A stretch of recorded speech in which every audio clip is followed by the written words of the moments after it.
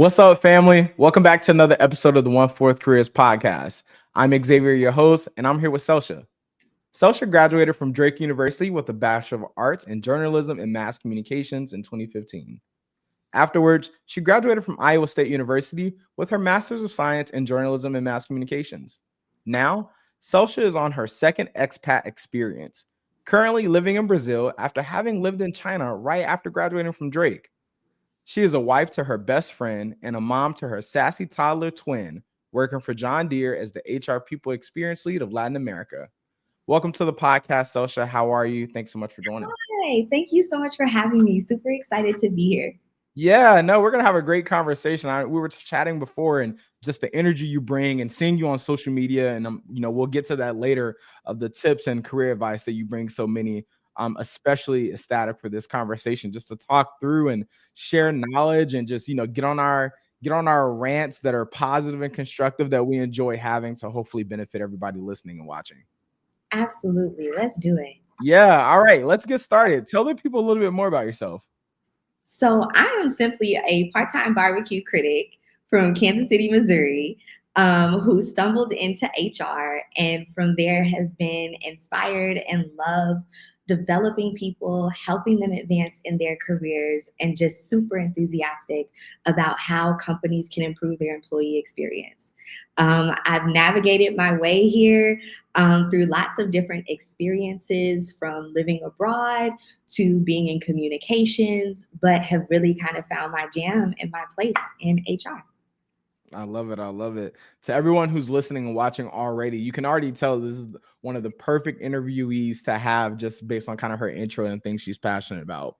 Well, I appreciate that. So now our first segment here is to step back, sports theme and all that. I'm curious, if we were to step back to when you were younger, what did you want to be originally? Was it HR? It wasn't. So I am probably the original Dr. McStuffins for all of your parent listeners out there. So I wanted to be a doctor. That's what I wanted to be. I was going to school. I was in a pre-med program at UMKC because I am from Kansas City, Missouri. I was full on pre-med track. I wanted to go to their 6-year university program to be a doctor in 6 years. Even when I got to Drake University, I was half journalism, half biochemistry, molecular biology. But anyone who spent time in that major probably knows that failing OChem can really be a make or break it experience for you. And it was for me. And that's when I decided to be full-time communications and journalism. Wow. I love it. Already a story of adversity. Look how far you've come. And it's always great asking that question. Very rich data point for people who jump into the episode. They're going to see your title out front and see what you do and hear your background. And then to hear what you wanted to be originally, it's a clear testimony as to sometimes you don't always end up where you originally think that you're going to go. And I think that's something that brings a lot of comfort for people who maybe are that type A, maybe how I was, of being stressed and anxious about where am I going to do, where am I going to end up? Things aren't going exactly how I want them to. I think it's really fascinating to hear that you originally wanted to be a doctor and that, you've had some twists and turns in the road that we'll get into. Don't get me wrong, though. I'm also type A. Okay. Yeah, we hear. We're on the type A. Exactly. So you just got to mature to learn to live with it in a little bit better of a way. But sure. I think it's good because we're going to help some of those people who probably haven't turned that corner, if you will, with that personality trait. So I think something that I love traveling. I've traveled around the world, fortunately, and I have a dream of doing an expat with my family one day. So you already double, you already are in that space. Tell me a couple things. What is it like being within HR, like working within HR? And also, what is it like being an expat? Absolutely. So I'll answer the first part of your question. I like to be clear with people. I am not on the hire and fire side of HR. I am on, once you join our organization, my primary responsibilities are onboarding, making sure you don't have buyer's remorse, and joining John Deere, that you're having a great experience within your first 90 days of joining our organization. I'm also responsible for CrossBoarding. So we're celebrating those promotions, maybe those lateral moves into different functions. I'm responsible responsible for that experience. And then when you decide, hey, it's been great, I'm out. I'm also responsible for that as well. So we call that onboarding, crossboarding, and offboarding. I manage that for 13 locations between Mexico, Brazil, and Argentina. And I manage all of the technology. So the back end of the house, how are we moving our systems from new hire paperwork to those promotions? And then also the experience. How are people feeling as they're moving through and transitioning throughout their employee life cycle with John Deere? So I absolutely love what I do. I love the employee experience side. I love the feedback component of it. And most importantly, it might sound weird coming from someone in HR, I love the data behind it and how we are keeping ourselves honest based on survey data of if our experience is doing what we want it to do. Is our strategy being successful? So I absolutely love what I do. Mm. That is so exciting because it kind of makes me feel like you sold a particular sub function within HR already. Like if I was hearing this when I'm younger and didn't really know what I wanted to do, kind of hearing you talk about your responsibilities of onboarding, crossboarding, and offboarding, and you really giving that detail of celebrating people's promotions and those nuggets like that, I'm like, that is exciting. Like, people might watch this episode and say, I want to do what she does. Like, how do I get into that area? So hopefully we talk a little bit more about, just your journey into the field. But I think that was super cool hearing your experience within HR. And then tell me this added layer of doing that work and being an expat. Like, does it make it better? Does it make it more challenging? Is it just a new experience altogether? Like, I'm curious about that. Both. It All makes right. it All the above. all of the above. It makes it more challenging because I'm here with my toddler twin, my husband, who also works for the company. And being an expat means that you are dropped into a country where you don't know the language, you don't know the culture. You can Google it. And you can get on your Duolingo and try to, Yep. learn. But there's so much that just becomes difficult from day to day. You take so many things for granted. Like, I love Target. There's not a single Target in this entire country. There's not a single Walmart. So when we came, Yeah. we were like, where do we go to get things for our home?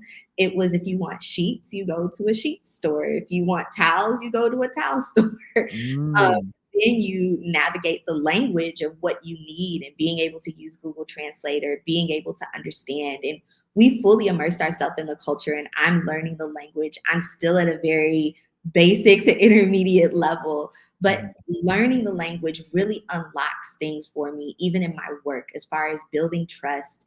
I'm here for the people. And if you don't speak the language, then you can't really serve the people that you're here to serve. And so I've really dedicated myself to learning the language. Spanish, I'm still leaning on high school Spanish, Yeah. Spanish numero uno, level 1. Yep. Yep. Buen Um, trabajo. but I'm working on it, and I make it a priority in what I do. It's Mhm. also a lot of fun and it makes my job better because now I get to see my company from a global perspective. Now Mhm. I get to learn the business from a global perspective, not just the people component. What do our people in Latin America need? But what's our market share in Latin America? What products are we making here that we're not making in the US? What do our customers in Mexico and Argentina and Brazil need that our customers in the US don't require? And so Mhm. it just opens up this new opportunity to not only learn about the people and the culture, but also the business. Mhm. Yeah. You know, growing up, if someone were to ask, how many people do you know who look like you, who don't live like in this country, Yeah. who live abroad and are just successful and working and doing different things, I wouldn't be able to tell you too many. And I don't think that's, you know, right or wrong, bad or good. I think it's, life is about exposure, especially when you're young. And I just find it so incredible and exciting that I'm looking at another sister who's in another country doing her thing, girl bossing over there. And I am excited for folks to watch this episode for young Black girls, young Black boys, and others to like see you and just be able to kind of see possibilities and even be curious. Like, what is this I'm hearing? She lives in Brazil. Where Brazil at on the map? I don't even know, right? Like, it be like that sometimes. Just as you're growing through life, you learn different things and pick them up. So I'm very excited for those moments that I think a lot of people will have, kind of seeing where you live at and the work you're doing. So I think that's really cool. And I appreciate the breakdown on like HR being expat, because I don't really know what that's like. And can I give you just a little more reality to it? So Go ahead. it's you get the business, you get the culture, but if I'm being honest with you, it is the hardest thing you will ever do in your life. What? It is the hardest thing you will ever do, but I encourage people who ever get the opportunity to live abroad, if the opportunity comes knocking at your door, if it falls in your lap to live in another country, say yes. You will learn so much about yourself. For me, the business, the culture, the professional growth has been a bonus to the additional growth of what I've learned about myself personally as a Black woman, what I have learned about myself spiritually, how it has poured into my marriage for me and my husband to lean on each other, how it has evolved my parenting. The career is just a bonus. It's an add-on. But the thing I get from the experience personally, how it has changed the DNA of who I am as a person. So in all transparency, it will be the hardest thing. We first moved here about 2 weeks in, I thought I had made the biggest mistake. Our daughter wasn't adjusting. We were struggling to communicate, to have basic needs. We very much had a crash landing into this experience. And I said, maybe I was too ambitious. This wasn't what my family needed. So I will be 100% transparent. I'm here to talk about the successes of my career and how others can go after it. But you're not born with resilience. And let me tell you, if you take an expat assignment, that'll be the number one skill you walk out of it with. Wow. See, you preaching over here. We got to go and get through the podcast. We could probably just stay right here whole episode. It just, you feel me? We gotta get there rolling, because you dropping the gems. I gotta get more from you. So okay, I appreciate that. Now, after giving an overview of what it's like working in HR, what you do specifically, and being expat, a lot of gems there. How did you even get into HR in the first place? Like, how did you get into that space, going from journalism and mass communications? Absolutely. And so for me, like I said, I stumbled into it. Originally being in communications, I was located in the factories within John Deere as a unit communicator. So we have two types of workforces. We have production employees who are building our machines day in and day out. And then we have our salary employees. Those are your engineers, your accountants, your HR, your comms people. And so I had the opportunity to learn how to communicate with two different types of workforces. And really coming into HR was the opportunity that I just wanted more for my career, that the place where I was in communications wasn't giving it to me at the time. And I said, where else can I lend my skills, learn more, stretch myself, learn something new? And at the time, the open door was HR, and I took it. Yeah. I love that. I love how that works, and seeing the various opportunities that come up to allow a person to get into certain career paths. It really kind of shows you how you don't have to plan it all out. You know, you can kind of be in tune with yourself, know what you like, know what you want to try. And it also, from your testimony and your story, it really shows a person sometimes you just have to be ready for an opportunity that reveals itself to you.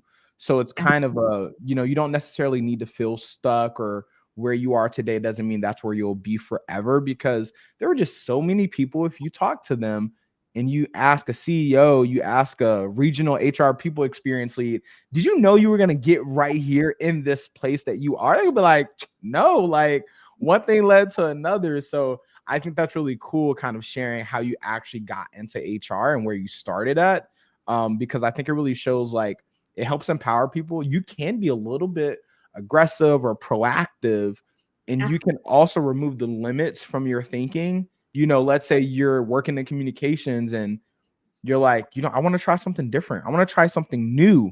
I want my current communications background to be a foundation to do other things. Maybe instead of saying, I could probably only stay in comms, maybe be adjacent, do one other thing, instead you could say, let me push the boundaries. Like, that looks cool over there. I don't know much about it, but I think I can learn. So I definitely rock with that. I love the concept that you're saying. Like, I think I can learn. Growth mindset has been huge in my career development. And that's exactly what you just said. Yeah. I don't know about it, but I know I can learn about it. And that has really kind of helped my career trajectory. That's literally the story, like, period, nothing else to add there. Right. But I think for our type A listeners, because the type A is still in me, it's been very clear about the type of experiences I wanted to have in my career. The title that you shared today did not exist 3 years ago in John Deere. It didn't exist 8 years ago when I started my career. When I came into the company, I couldn't have said, I want to be the people employee experience lead for Latin America. I couldn't articulate that. It didn't exist. Yeah. But what I could articulate is I want to have experiences that allow me to reach a broad number of employees, not just in the unit, but I want to be a part of building strategy for a region. I want to be a part of learning about a different area of our business. I want to be a part of things. I had called out onboarding because it wasn't really a primary focus within the organization. So being able to articulate the types of experiences that I wanted to have, I wanted to work on my project management skills. And so sometimes when you have that, if you need a plan, if you need a personal career strategy, being clear about your experiences and then going after the titles and the opportunities as they present themselves has been influential for me. Well, I was at a conversation I just had last week. What's today? Today's Sunday. Last week I was on travel and I'm at a place in my career where I kind of had like an aha moment and got some advice about focusing on the experiences I want rather than trying to be too prescriptive and say like the actual type of project or the type of role. And I think that resonates with me a lot, that in a way that maybe I wasn't really ready to hear or understand earlier in my career. So I think that's something I'm really excited to do, is to focus on my experiences moving forward. And I'm just excited to see how that makes my career moves that much more enjoyable and provide me with like the confidence that, I thought about my experiences and I feel empowered and I feel confident that I know how to navigate my career that much better now that I have like a better way that I can articulate it, rather than articulating it through, I want this exactly. I want this particular, moment, this particular role. I want all these things around me. I can be a little bit more articulate and speak to the experiences, which I think holds a lot more value and priority. So I appreciate you touching on that, because like when I do these episodes, it's a huge opportunity and privilege for me to learn as well. And I think you speaking about that, and since you are ahead in your career and you've made so many different decisions, like that's really cool to hear you kind of hammer home on that point. I love that. And I'm excited to report back to you. I'm be like, Selchia, I did it. I described to like my leaders the experience I want, and I'm excited. You right, it's working. So I appreciate that. Hopefully everyone else caught that gem as well, about focusing on your experiences. And I think it kind of feels better doing that too. It's a better like thinking exercise, because at least for me, it's stressful when you're trying to fill in all the blanks exactly how it needs to be, how it needs to happen, where it needs to happen at, versus if you come to me and say, Xavier, tell me the experience you want. Don't even worry about the details. Like, then you're like, what? Oh, that's easy. It's like daydreaming, Yeah. I like that. I like that a lot. Okay. So the next question I have about you getting into your career, and you thinking through experiences that you wanted, this is maybe a little bit of a bucket question where I'm going to throw it to you and you just kind of share what you have either in general or specific to your career. So I want to ask you about the skills that you need to succeed in your role. I want to ask about additional programs and associations that you joined along the way. Like, what's the full package of experiences that you gained, skills and programs and network and all of that along the way that got you to where you are now? No, awesome. I love this question. So let's kick it off with skills. Okay. So I'm going to take the approach of there's some technical skills. I think every function needs technical skills, whether you're in communications, you need that communications background or communication skills. If you're in HR, it's the same thing. But again, I didn't major in HR. I didn't come up through the traditional, hire and fire side, which we would call HR operations. Okay. But these are the skills that are transferable. Communication is definitely one of them, but what ties closely to it is emotional intelligence. Ooh. If you have emotional intelligence, this is how do you show up in meetings when things are not going your way? Are you the person that lashes out in the way that you communicate? It shows up in, I'm not trying to call nobody out, but it might show up in how you respond. Are you the per my last email person? Right. That's fine. I'm not trying to call nobody out, but it makes a difference in having that emotional intelligence and how you are able to show up in areas of conflict and how you're able to make those resolutions. How are you able to communicate with people to where you can garner buy-in, you can garner respect? And so that goes hand in hand. So when you can tap into building your skill of EQ, communication, that's an amazing combo to have. Another one that I would consider is your ability to lead without authority. This has just been a lot of what I do in my role. I don't have any direct reports.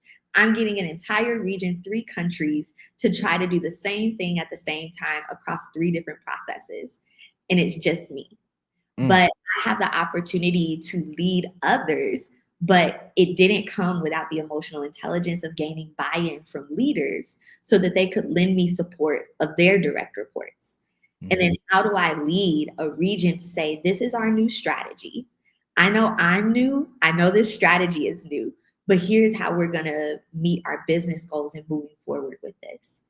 So the ability to lead without authority, everyone is a leader. Whether you have the title of manager, director, VP, or you're just an individual contributor and it's just you are still a leader. And how do you show up in a role of a leader without having the title? So I think that's a huge skill. We've already touched on growth mindset. And then I'm going to lean into business acumen.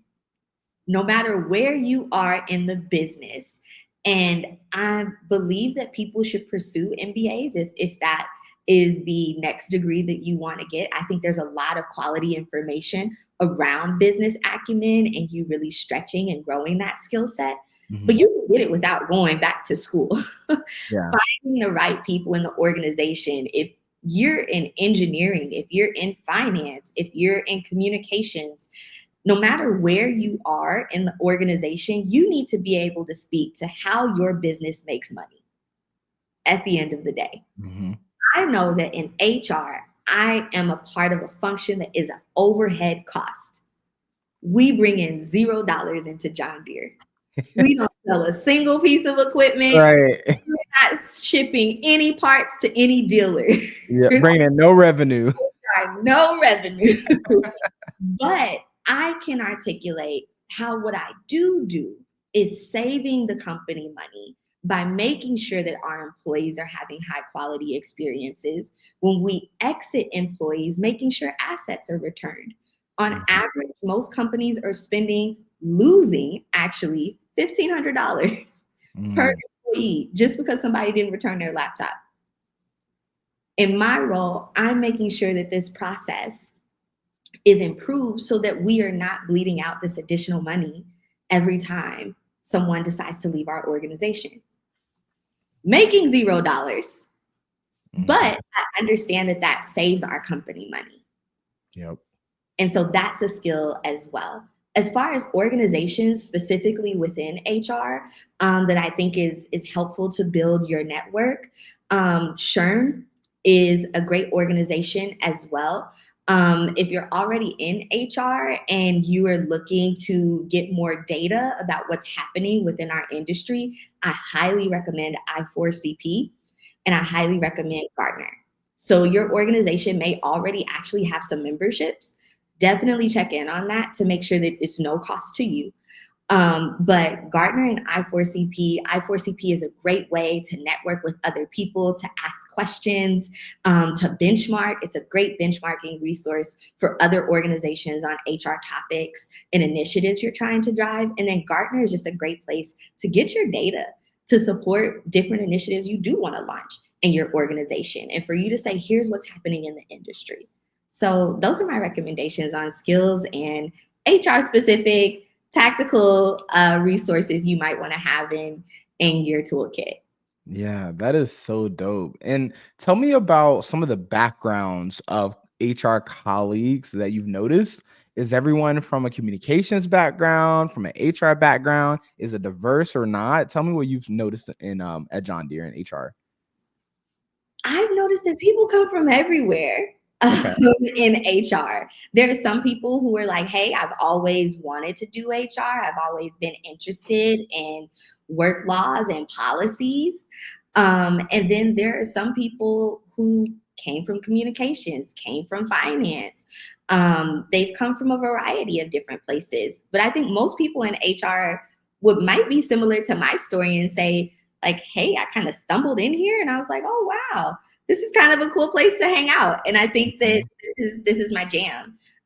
So definitely don't think you have to go to school and say, I'm going to do HR. This is all I'm going to do. And I've also seen people leave HR and go into other functions, but maybe they did have those degrees within human resources and now they're in marketing. So don't feel like it's limiting. I think it's probably one of the coolest, most fluid and flexible functions, because as I mentioned, you have your HR operations side of the house, daily, what's happening with the business. We're serving individuals, policies when people are in trouble, compliance type things, that's ops. Then you have what we call the center of excellence. And this is more of your strategy side of the organization. Who's developing your global performance management systems? Who's developing your leadership development programs? Who's handling your onboarding experience and your surveys? That's the center of excellence side of the organization. So you really can go back and forth in between the two. They both really inform each other, or you can come from a completely different place and still be successful. I love it. Now, in reflecting on some of your career journey so far, and you falling in HR and all the things that you've learned and experiences you've had being an expat, if you could go back to undergrad and give yourself advice to maybe better prepare yourself for your career, for life, the list could go on, what would that advice look like? That advice would be to network across and down. I think when we think of networking, we always think of network up. Who's the next person that's above me that I want to talk to? Who is, doing something that I want to do? When we think about networking, we think about networking up. And even in undergrad, when you would have the alumni come to events for homecoming every year, you want to talk to the alumni that's a VP. You want to talk to the alumni that's a director. You might not be interested in talking to the person that's just a manager or who might be an individual contributor in their role. And there's so much value in networking across. So who are the people when you look right and left to you, and then networking down? Even in undergrad, the people that you look right or left from you are probably on the same career trajectory as you anyway. And this is a great spot to build your network of saying, the person who's next to me is probably going to be having his own podcast one day, and I might want to check out. Right. Let me network with them. Or the person that's coming behind you has the experience of another generation. And that's going to be super important, especially when we think about Gen Z. I wish I networked with more people who were freshmen because their mindset and the way that they're entering the workforce is so drastically different than us as millennials. Yep. And even when you get into a larger organization, there's so much value in people who are in the middle of the organization, because some people choose that. Some people choose not to pursue director level, VP level, manager roles. Oh, yeah. They're doing other things in their life and they're gaining other skills. They're running a whole business. I love networking with people, and they're like, yeah, I actually run like a vending machine business on the side, and it brings in, a lot of income for me. Yeah. But you can't be, going after being a director and running my successful vending machine business. I can still learn from that person. When you even think about business acumen, they could probably teach me the basics of business. But I'm networking across, and then I'm networking deeper into the organization, because a lot of the times the people that are on the rise are doing a lot of the tactical work. So if you want to know how things operate, what are the mechanics of certain processes, it's usually the people deeper in the organization. Yeah. And so that's what I would tell myself. Be able to be interested in talking to everyone and finding value in people at different levels of their careers. And that's a great segue, because that advice is something that directly correlates to a person's ability to progress in their careers. And that's the next topic and question I have, is like career progression. How would you describe career progression? What does that look like for you specifically, or even more generally? Yeah. So for me, career progression has evolved. And I think you might attest to this. The ambition that I had 8 years ago is very different than the ambition that I have as a toddler mom. Yep. It's very different, and it will continue to evolve. And so career progression for me at this level in my career is, I may or may not be interested in chasing the next promotion. I've moved 4 times in the last 8 years. The average amount of time I've spent in a role is 1 year and 10 months. And I have moved on to my next thing. Now, at this point in my career, in my next role, I might be looking to stay for 2 years, 3 years, because I want to grow my family. And I don't want to have to balance the stress of sleep regression, Xavier, which I know you understand. You trigger me. And jumping into a new role. And so I think the first thing is understanding and being open to the fact that career progression will look different at different parts of your career. Now, the skills that you might need to get you there, and skills that I have used, is really leaning into my network. I like to tell people there are 3 types of people you need to have in your network. You need to have your mentors, those people that you can trust when things hit the fan and you're going through a hard time and you need a sounding board. My mentors have kept me from getting fired plenty of times before I had evolved my EQ. But I knew that I had a trusted place to say, here's what I want to say, but I need a translator. The correct way to say it, so that I still have a job here tomorrow. And I knew that I could have those conversations and it would go nowhere. And it would have 0 impact to my career, because there was trust with my mentors. I tell people they need to have fans. That's why I talk about networking across and deeper in the organization. These are people that are like, hey, I've worked with them. They're amazing. And not only do they have the technical experience, they have the communication skills. And you know what? I would work with them again. You need those fans. And then you need your sponsors. Your sponsors, those are your people who are behind closed doors, who know what's about to happen in the organization before anyone else does, who knows that they're getting ready to create a people employee experience lead role in Latin America. Those are the people that you need in your network as well. Because once you've defined your experiences and you're having those conversations with your sponsors, they then can be in those closed doors at the table saying, well, Xavier said he wanted to experience this, this, and this, and we're getting ready to open up a role that checks off a lot of his experiences. And I'm putting my chips on the table for Xavier. He's my pick. And so that has helped with career progression as well. Having those 3 people in my network has helped me, because I didn't envision, again, 8 years ago that I would be sitting here in Brazil with you doing this podcast. But Yep. having people in my network at all three levels, those fans, those mentors, and those sponsors have helped the trajectory of my career progression move even faster. Yeah. So I'm hearing a theme here.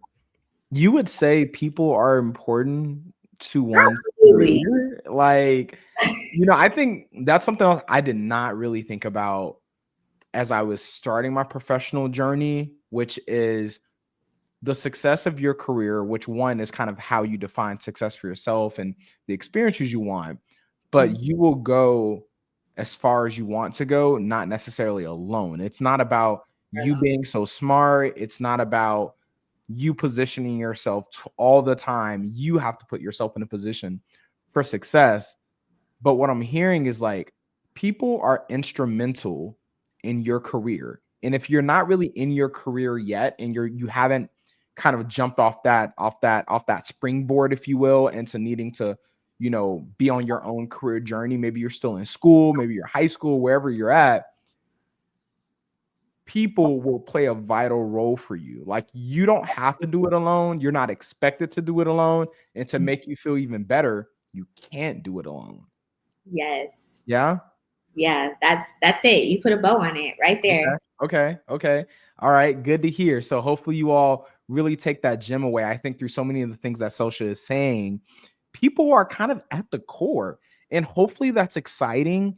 Hopefully that's empowering because it's up to you to surround yourself by the right people, and I think it kind of goes as a warning sign as well about surrounding yourself by the wrong people.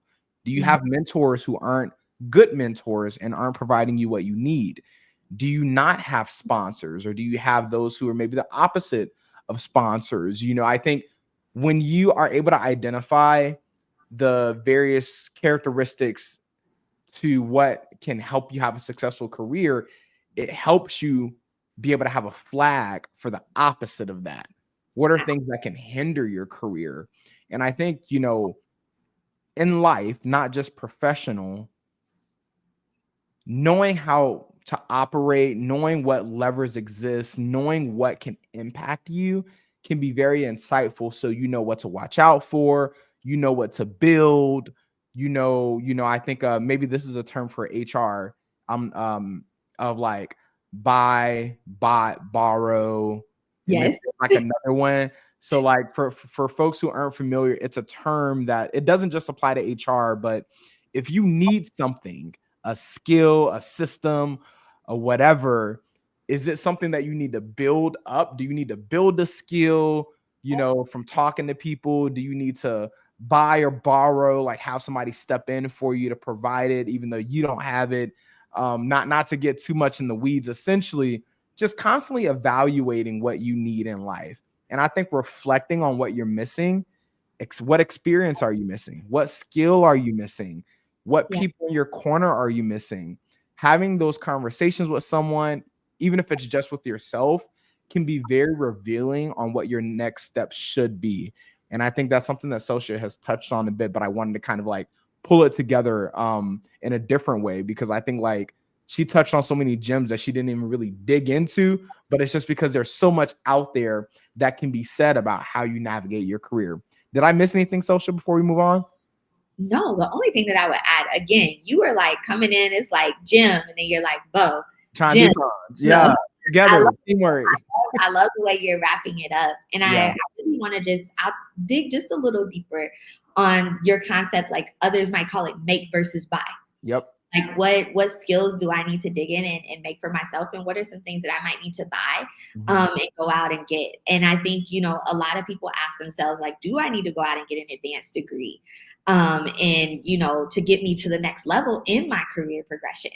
And I will just give you my 2 cents on it. I think that, again, an MBA is definitely impactful for you to have on your resume at some point in your career. But as far as other advanced degrees, I have one, but it's not in HR. And here I am. It was in communications, but here I am in HR.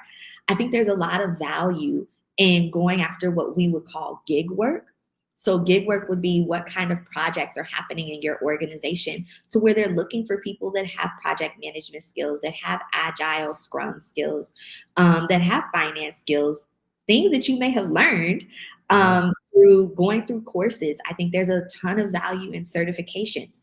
I don't want people to feel like they have to spend another 4 years, another 2 years getting advanced degrees before they can see any real career progression. I know leaders who are directors of marketing with psychology degrees. So there's and they don't have any advanced degree outside of their undergraduate degree. But they may have picked up certifications, or they may have put themselves in positions to certify and prove that they have gained certain skills that now make them qualified to step into those roles. Yep. And just for people to remember that like 10% of what you're going to learn and put into practice, 10% of that learning comes from school. The other 90% comes from experiences, and it comes from learning from others. Yep. I did want to clarify for people who might be taking notes and they're like, go get an advanced degree in HR. Right. That's not what we saying. That's not what I'm saying at all, especially in this economy that can even feel, really expensive to do. But look for opportunities to gain skills. Take advantage of the learning and development opportunities already that exist for free in your organization, and then look for opportunities to prove your knowledge of the said skills that you have learned. I love that. Well, that brings us to our last segment here, Selchia, which is the 3Ps. I love it. I need a 3Ps from you. What are 3 words you would use to describe your career journey thus far? I would describe my career journey in 3 words as curious, resilient, and you picked up on it, connection. All right. Connection. Those have been the 3 things that have landed me where I am today. Being curious, being willing to say yes, being willing to move, to be open to change, being resilient as I'm going through the change that I say yes to, and then building connection. And probably the most valuable thing within the connection is not always what you can get from other people, but what can you give in return, or what can you give to people that are coming behind you. Amazing. I love that. That's one of my favorite questions we ask every time. We get so many gems. Now, we've talked a lot about your journey thus far, all of your successes, even some setbacks that you've been able to share with us transparently. What has kept you inspired? Who or what inspires you moving forward for all the success that you are going to realize? Yeah, absolutely. I think at the core, most people would say their family. So my husband, my daughter, everyone back home continues to inspire me. But before we got on, I talked to you a little bit about my name. And the name Selchia I'm named after my great-grandmother, who had a 3rd grade education and was 1 generation removed from picking cotton. And to know that I am her wildest dream, to know that her name is on a bachelor's and a master's degree, to know that her name has been known in China and in Brazil and in other parts of the world, and to truly be able to carry her legacy in my name is a huge inspiration for me. My name is hyphenated. Shout out to my husband and my amazing family. So I am Selchia Kane Hinton. But to be Selchia Kane and to carry that in everything that I do, and to carry her in the ancestral roots of her is something that inspires me. Yeah, Selchia Kane sounds like a name that I will be seeing on the front of a book. It sound like one of them like billboard names, Selchia Kane. You know? So yeah, it's coming. I manifested, and I know, you're killing it. You're building an amazing brand. So I'm so excited for people to know it. To know it is to grow from it, to learn from it. So thank you for bringing Selchia Kane, the presence here, as well as the added Hinton name. So shout out to the family. Shout out to everyone. I know they're immensely proud of you. Thank you. Next question I have for you is, where do you see yourself in a year or two? Are we in another country? Like, where is Selchia going to be next? No, absolutely. So I see myself still in HR. Okay. I really want to explore the HR operations, the hire and fire. I'm not on that side today, but I would love to be on that side to understand how the strategies that I implement every day do affect our frontline HR and our frontline employees as well. Hopefully you'll be able to see me and I'll be able to meet more people, maybe even some of your listeners at conferences. I would Yeah. love to be able to show up and attend conferences and just talk about career development, talk about my experience in working in global teams and being able to educate people on what works and continue to empower people in their career development. And hopefully you'll see me as a mom of two. Maybe I'll have two toddler twins in the next 2 years. But definitely when we talk about career progression, taking the time to pause, to be invested in things that are important to me, like growing my family. That is amazing. I hope that you have it all. Can't wait to we see all of that. Some amazing things to come. And, we're towards the end of the pod. So I want to hand you the mic, Selchia, to talk more about, you've poured so much into our listeners and our viewers. You've poured so much of yourself from talking about your family history, your name, your family that you have, all the work that you've done, accomplishments, so on and so forth. You've poured so much into the audience. How can they pour into you? What's something you can, provide a plug on? What else you got going on? How can they connect with you?